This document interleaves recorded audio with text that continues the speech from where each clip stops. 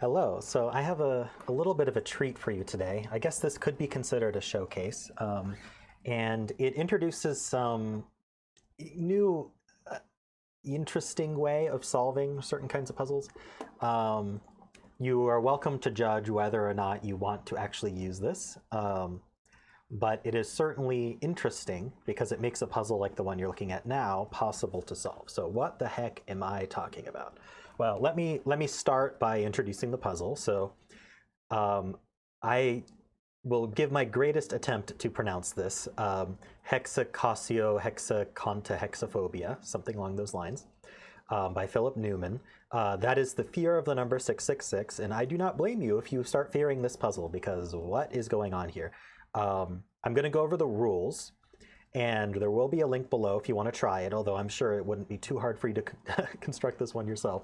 But I'll go over the rules, I'll give you the link to try it, and then I'm going to go over some interesting theory that makes it really possible to solve this. So just sort of ahead of time, and then I will go through a solve. And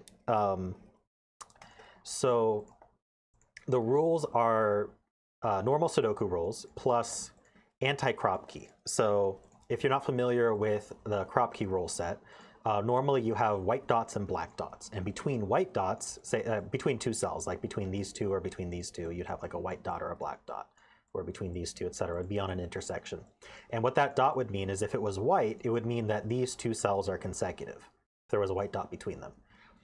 So for example, if this were a 1, then this would be have to be a 2, right? But there isn't a dot there, that's why it's red.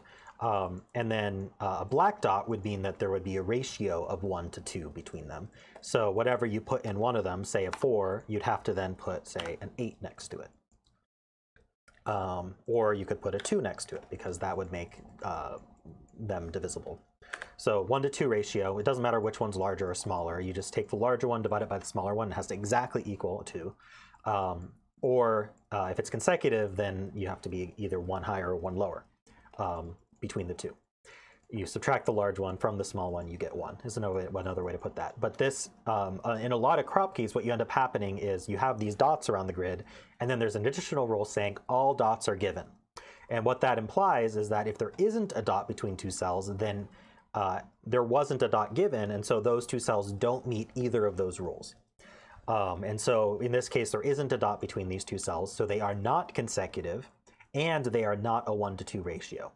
And so this puzzle here is what's called Anti-Kropki, where it's Kropki with the negative constraint, which means that if there is no dot, it means all dots are given, but there aren't any dots. And it's not that we don't have the dots given, it's that there could not be any dots given. And so therefore, between every two orthogonally adjacent cells, they are not consecutive, and they are not a 1 to 2 ratio. So that's Anti-Kropki. We also have these 3 little killer arrows,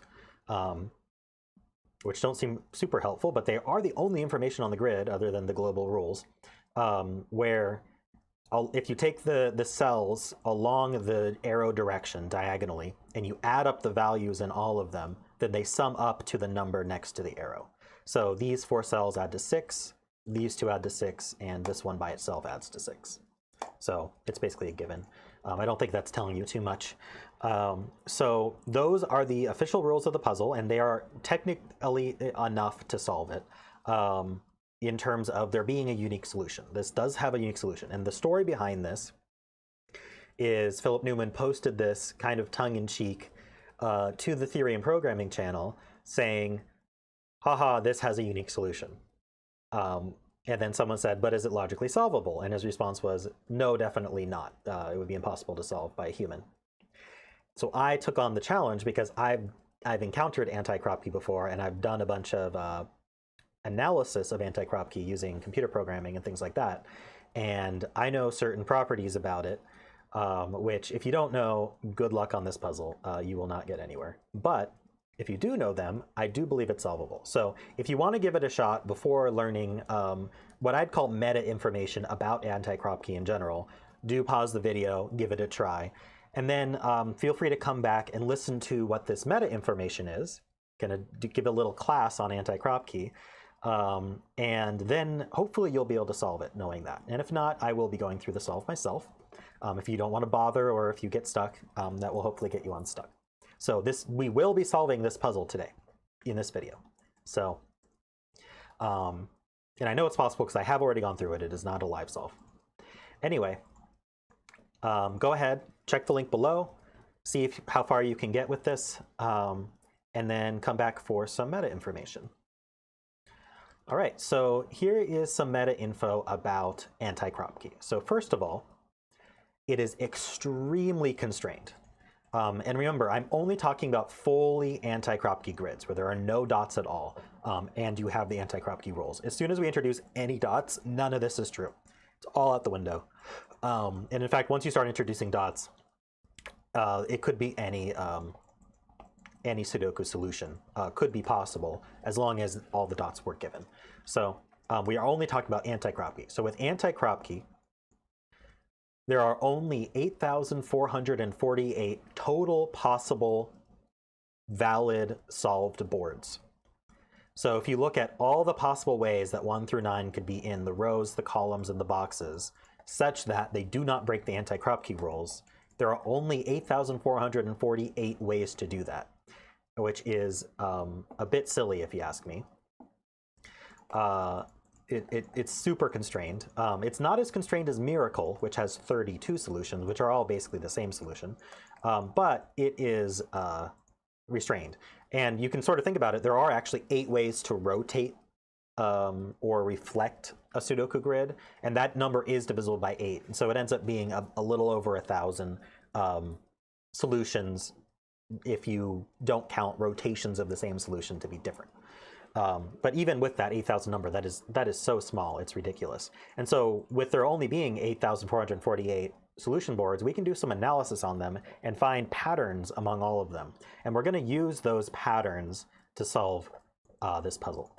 So the first pattern that I'm going to talk about in general, which shows up in almost all non-consecutive solutions, though not all of them. So you can't depend on this with just non-consecutive, although it's very common, is what's called ropes. So I was thinking about the best way to explain a rope. Let's say in this box up here, we end up having 1, 3, 5 as the numbers we filled in to these 3 cells in a row in this box.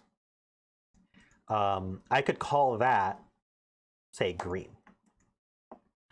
I'm actually going to use 1, 3, 8, and I'll go over why in a second. That'll be another rule.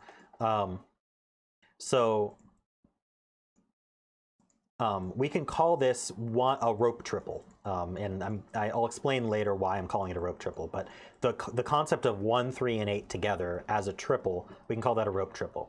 So let's talk about what's called a band, which is 3 boxes next to each other. If a band is roped, what that means is that in some way we have the same 1, 3, 8 appearing here and here.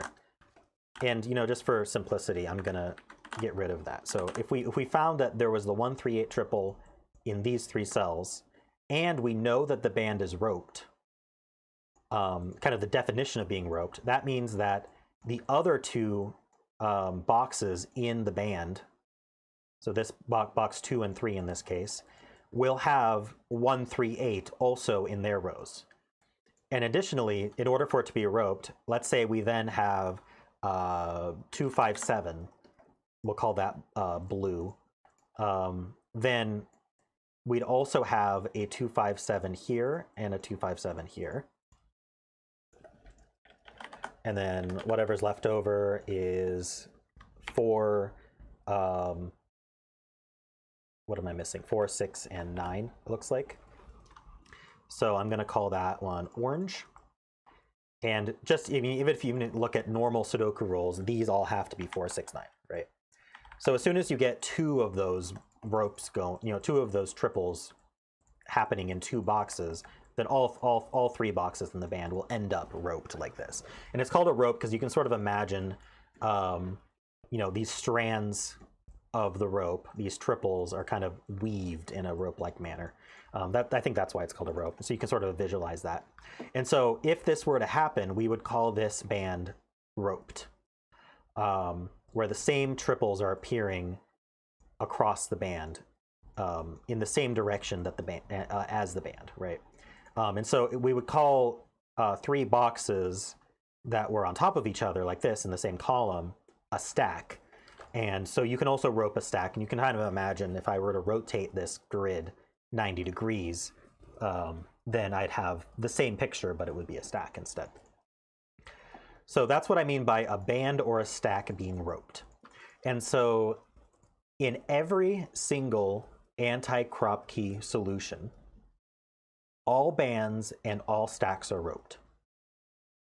So that means that if I find a 1, 3, 8 in an Anti-Kropki puzzle across this row, I know that either it's going to look like this with 1, 3, 8 here and 1, 3, 8 here, or there's only one other way to do it, which is to swap these 2 boxes. And so if I'm careful about that, this would be orange, green, and blue, and this would be green. No, this one would be green, sorry. This one would be orange, and this one would be blue. So this would be the only other way to rope this box. We couldn't do, interestingly, if I make this orange and this orange, I can't have blue here and blue here, because then I'd have to have green twice in this box. And if you think about Sudoku in general, this just isn't possible in Sudoku, where we'd have the same triple here and here and the same triple here and here. So then this would be forced to be a particular triple. This would be forced to be the same particular triple, and that would clash. So there's a lot of ways to think about that. So this is one possible way to do it, and the only other possible way to do it is what we saw earlier, where these 2 boxes are swapped. So there's 2 ways that you can rope a band. But in Anti-Kropki, when there's no dots at all on the board given, all bands and all stacks are roped. I do not have a logical way to prove that other than a computer has found 8,448 is the number of solutions. And if you look at every single one of those solutions, they are all roped on bands and they're all roped on stacks. Now that doesn't mean it's always going to be the same 1, 3, 8, right? So this next band, we have to take it in isolation. And we would say, okay, well, I'll use a different color for that, maybe red here. It might be banded like this, with red being some other triple, like let's say 1, 2, 5. This would be 1, 2, 5, and this would be 1, 2, 5, and then etc. Like let's just, I'm not even giving numbers for it at this point, but I think it would have to go like this, and then let's use, oh wait, dark blue here. So forget the color choices. This won't stick around for long, but whatever triple this is and whatever triple this is, they could be different triples than green, light blue, and orange that were used in this band. But this band, if you take it in isolation, is also roped. And it must be. And this third band must also be roped. And the same is true of stacks. Whatever this green, blue, orange is, that same green, blue, orange, like if we called that, like if we called this green, this blue, and this orange, whatever they end up being, then we'd have to be, again, roped like this, where I think I messed that up. I made the mistake that I said you shouldn't make. So blue here. I'll get this. Blue, green, orange. So that's a stack that is banded as well. And so we'll be banded across, or sorry, we'll be roped, right? We'll be roped across the band and we'll be roped across the stack. So sorry for the long explanation, but it's kind of difficult to absorb that info. So the final, I'm going to undo this, but the final thing to know, or not final thing, the second thing, that was the first thing. The second thing to know is that looking at the entire puzzle now, either, and I'm going to define the term fully roped first. So fully roped means that we actually do have the same 3 triples represented So if I say all my bands are fully roped, that means I have the same 3 triples. And sorry for taking so long to fill this. Let's maybe put green here this time. Orange here. So what I'm drawing right now is a fully roped board on is a board where the bands are fully roped. So if you were to look at all the rope triples in all 3 bands, you'd only have 3 unique ones in total. So this is a fully roped band. If you were to rotate this 90 degrees, that would be fully roped on stacks. So all Anti-Kropki boards are either fully roped on bands or fully roped on stacks, or both. There are no puzzles that are not fully roped on both bands and stacks. So we don't know which is which, because if it's fully roped on bands but not fully roped on stacks, you can always rotate it 90 degrees, and now it's fully roped on stacks but not fully roped on bands, right? But however you're looking at it, it's either going to be fully roped on bands, or it's going to be fully roped on stacks, or both, but you can't depend on both. So if you're solving an arbitrary Anti-Kropki, you can depend on either the bands or the stacks being fully roped, but not on both being fully roped. Which means if you do identify now the bands can't be fully roped, then you can be sure that the stacks are fully roped. So that is the second thing to know about Anti-Kropki. And finally, the third thing to know about Anti-Kropki is, you may have noticed I have this notepad window open here. These are the only triples possible, rope triples possible in an Anti-Kropki. There's 14 of them. You cannot use a rope triple that isn't one of these 14 triples. So that's why I chose 138 here instead of 135, because you notice 138 is in this list. 135 is not. If I had chosen 135 and I'd actually gone through an example, I would have eventually run into a problem where this wasn't possible to fill the rest of my band. So with that, maybe you can solve the puzzle now. Go ahead and give it a try. I'm going to clear all of this out. I'm just going to hit this clear button. There you go. So that is enough information to solve this puzzle. I used that information and I was able to solve this puzzle. It wasn't necessarily easy, although of course it gets easier as you go along. The break-in is still interesting, but it is doable. So go ahead and give it a try, especially if you kind of gave up right away, which I assume you did. Initially without knowing this information. But now with this information, it actually was kind of fun. So go ahead and give it a try, and then come back and you can watch my solve, which I will start right now. So obviously this is just a given 6. We can just fill a 6 there. This here is going to be either 1, 5 or 2, 4. Can't be 3, 3 because we can't repeat a 3 in the box. And this one here, if we look, the minimum we can put here is 1, 2. So that adds to 3. Which means that the ones outside here at maximum are 1, 2, because these at minimum add to 3, which means at maximum these can only add to 3. So it's either going to be 2 1s or a 1 and a 2. It's never going to be 2 2s. But if you look, if this were 2 1s and this were 1 2, that adds to 2 plus 3 is 5. So we have 1 degree of freedom, which we can use inside here to put 3s. Or we could potentially, I think that's the only way to do it. So if you think about, if we had 1, 2 here, that's 3 left, in which case we can only do 3 here. So we can't put a 3, because then what would we put in the other one, right? So at minimum, this is 3, which means at maximum, this is 3, which means it can't include a 3. At maximum, this is... Sorry, at minimum, this is 2, which means at maximum, this is 4, which means we can be a 1, 3. We can't be 2, 2, obviously. So this is either 1, 1 or 1, 2, and this is either 1, 2 or 1, 3. So this must have a 1. And these have to have a 1, at least 1, 1. So hopefully that all makes sense. And this might be as far as you got without knowing the meta info about Anti-Kropki. So the next thing I'm going to do is point out that in our list of possible triples, if you look at where 6 appears, it is only in 2 of our triples, 2, 6, 8 and 4, 6, 9. there's no other 6s. I can do a Control F on 6, and see there's only the 2 that show up. So we can do 2, 6, 8 or 4, 6, 9.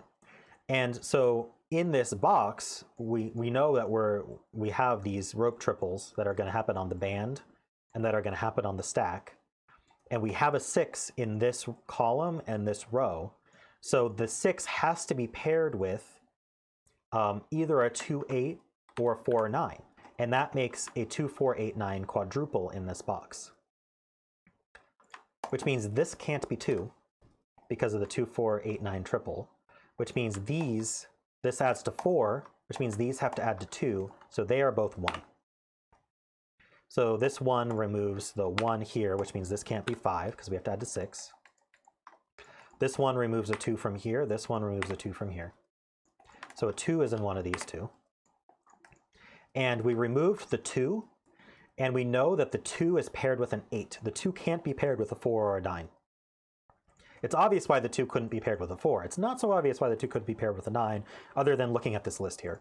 So we're going to be 6, 2, 8 or 6, 4, 9. So if this can't be a 2, this can't be an 8. So we can remove 8 from those two. Because if this were an 8, we'd have to put a 2 here, and that's not possible. So these two are going to also be a pair, 5 and 7. So what we're going to do is we're going to go through all 3 possibilities for this 6 killer sum, little killer sum. We can be 2, 4, we can be 4, 2, or we can be 5, 1. So I'm just going to try them in order. And suspiciously, I will try the 2 wrong ones first. So first we look at 2, 4. And this one, if you remember, we have to be banded on our... sorry, we have to be roped on our band.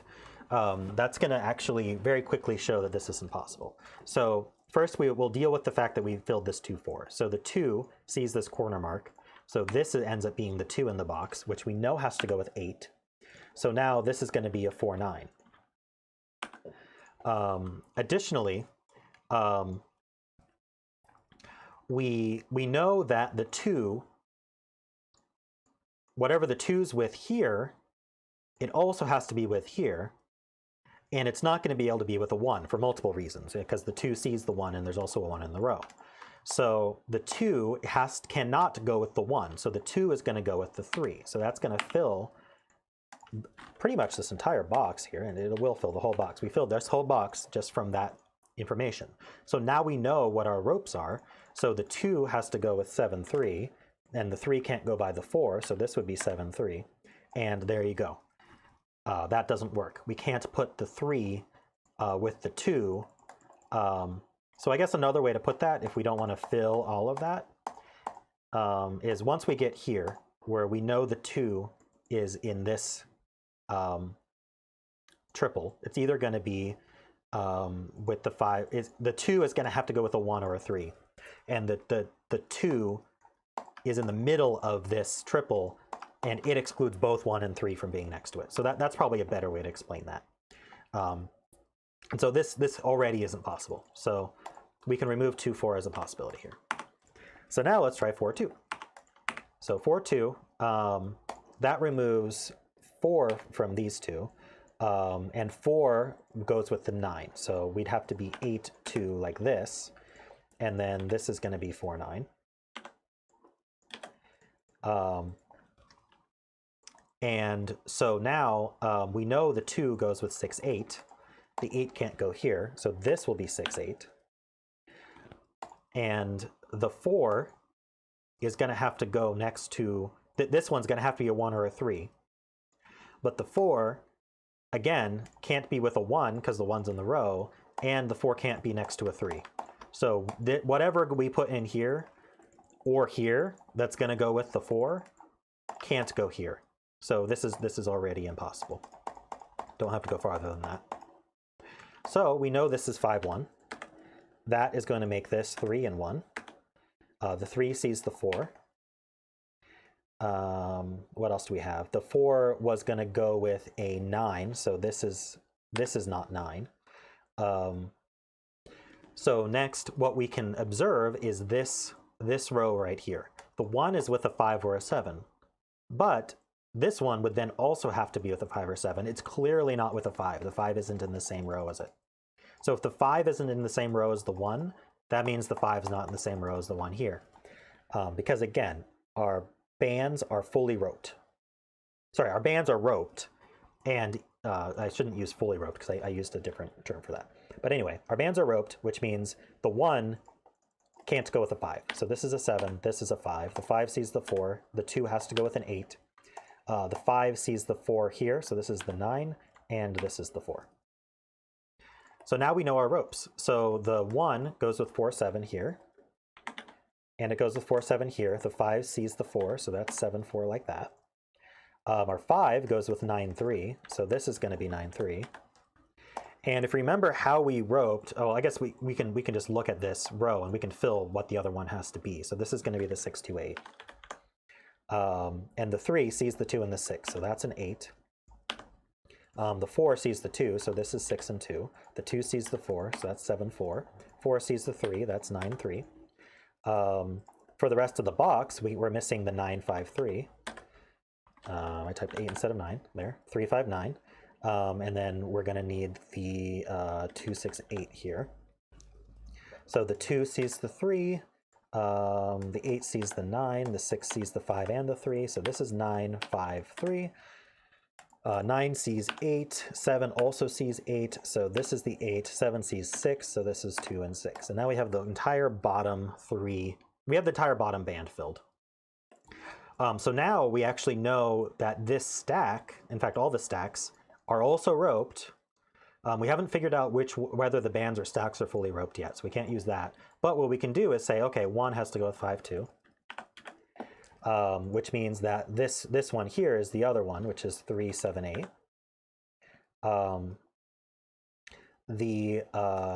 This one here can't repeat the 4, 9, 6. Right? We can't put 4, 6, 9 here because then this one would also have to be 3, 7, 8. I think I explained that earlier, but I just wanted to show where that comes into play. So again, if I were to put 4, 9, 6 here, then now if you look at what the rest of this column would have to be, it would also have to be 3, 7, 8, and that's just not going to work. So this is the 3, 7, 8, and this is the 4, 6, 9. This is 4, 6, 9, and this is 1, 5, 2. So we can immediately just fill those candidates, and now we can just start doing eliminations. So I think the easiest next observation to really get us going further is, where does 4 go in this row? And so obviously it can go here.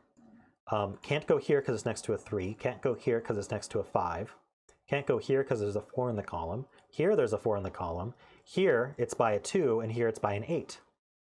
So 4 can only go here. So this is a 4. That removes 4 from these. That removes 3 from here. The 1 can't be by a 2, so we could have done that earlier. And then the 2 is by a 3, or 2 eliminates the 3, so that's a 7, 8 pair, so the 3 goes here. 3 eliminates 6, so that's 9, 6. The 6, that means that's 8, 7. The 8 eliminates both 4 and 9, placing a 6. The 6 eliminates the 5 next to it. Because this is 1 or 2, this one can't be 1 or 2. So that's just regular Anti-Kropki logic. So because we've reduced this to 1 or 2, if it were a 1, it would exclude a 1 because it's, you can't repeat the 1 in the box, and it would exclude the 2 from here because it would be adjacent to a 2. Or it would be adjacent to a 1, I mean. If it were a 2, we have the same logic. It eliminates the 1 because it would be adjacent to the 1, and it eliminates the 2 because we can't repeat a 2 in the box. So this one has to be 5.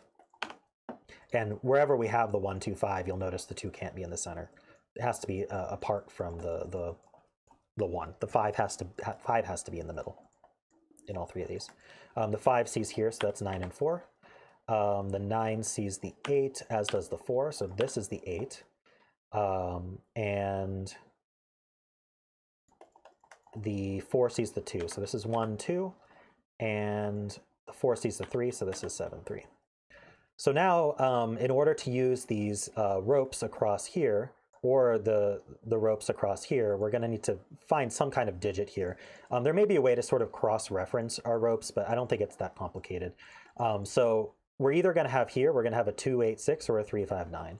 So if we look at this cell here, 2 is eliminated because of the 4 and the 3. 6 is eliminated from the 3, and 8 is eliminated from the 4. So I can't put a 2, 8, or 6 in this cell. So that means that this is the 359. And so then this is 286. And we can use the same logic that we've been doing to fill the rest of our ropes now. So this one here, if I were to put 147, then I'd have to also put 268 here. So that means this has to be 268. This is 147. Oops. That's 147. And then so then the rest of these are going to be the 147. And this is going to be the 359. So here, this can't be a 3 or a 5. So that places a 9. The 5 here sees that. So this is 3 and 5. The 5 sees these two, oops, typed 5. It sees these two 6s. This 3 sees a 6 here. So this is the 6. 3 sees 2, so this is 8, 2. 2 sees 1 and 4, so this is the 7. 8 sees 4, so this is 1 and 4. And so now we actually have enough info. Notice this was 152, and here we have 152 offset. So we know that our stacks are not fully roped, and because our stacks are not fully roped, that means our bands are fully roped. So now we know across the bands, it's always going to be 174. All the way across, it's going to be 359, and it's going to be 286 or 268. So we can finish these ropes here. So let's just pencil mark all that in. So we have the 268. We still have to do an elimination here. Actually, we can fill these, and then that'll tell us. I'm getting a little ahead of myself, aren't I? Let's finish this first. I just wanted to point that out. So 2 sees 1 and 4, and that's a 7. Both 1 and 4 both see 2 here, so the 2 has to go here. And then the 7, or I see, what am I seeing? This 8 here. So this is 6 and 8. 8 sees 4, that's 1 and 4. The 4 sees 3 and 5, so this is 9. And then I don't know if this 3, oh yeah, the 5 down here. So this is 3, this is 5. So now we know we can actually just fill all 3 of these triples and cross-reference them against the ropes that we know have to happen. So we have 138, oops, 138. We have a 257 here. And we have a 469 here. This one, we need a 138 as well. We need a 275, and we need a 469. All right, so that's that. And then if we look, let's just do some eliminations. So this can't be 2.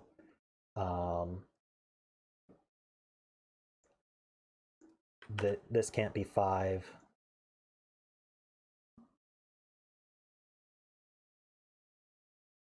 Five C across, 2 here, 8 C's across, 6 here, 9 C's across, 4, 7, 1s, 3s, 8.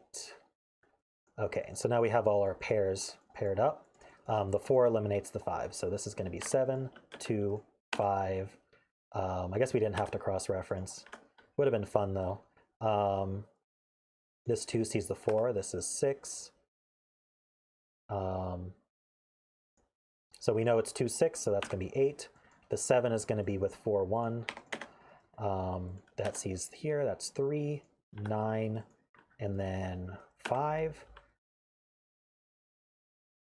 And then, what am I missing here? The 2 is eliminated here, so that's 7, 4, 1. And then the last one is going to be 8, 6, and 2. And we actually solved it. And it didn't take that long, especially because I was sitting there explaining a bunch of stuff. So what does this really mean? It means if you have an Anti-Kropki puzzle, it's probably much easier than you think. It's probably more fun to ignore all this information, especially because there's not really a logical way to explain why that happened. Maybe someone will come up with that someday, and then it'll feel maybe more legit to use. But honestly, if people start just using this blatantly on every Anti-Kropki, I imagine they just won't be that fun anymore. And you'll have to have puzzles like this to even have any sort of fun. But even so, I had fun doing this, and I thought it was really cool, so I wanted to make this video. I don't know if this opens Pandora's box and no one will make it Anti-Kropki again, but who knows. Still pretty cool. All you have to do is put like a dot in, and suddenly none of this is true. So yeah, that's how you solve this. I'm also going to include below a link to another one that's similar to this, which is 999 with some little killers at the top. So it's kind of, if you were to rotate this 180, but then the 6s also rotate with it to become 9s, that's the other puzzle. And that one's also solvable, I assume. I have not tried it. So go ahead and try it. Let me know how you do using these techniques. The techniques will work on any Anti-Kropki that you encounter. Including Anti-Kropkis with additional rule sets on top. Because as soon as you introduce Anti-Kropki and there's no dots given, everything I said applies to the final solution. It must apply. So yeah, hope you enjoyed this. Let me know if you want to see other weird theory-crafted solves like this. I'm happy to do more like that as I encounter them. And until next time, thanks for watching.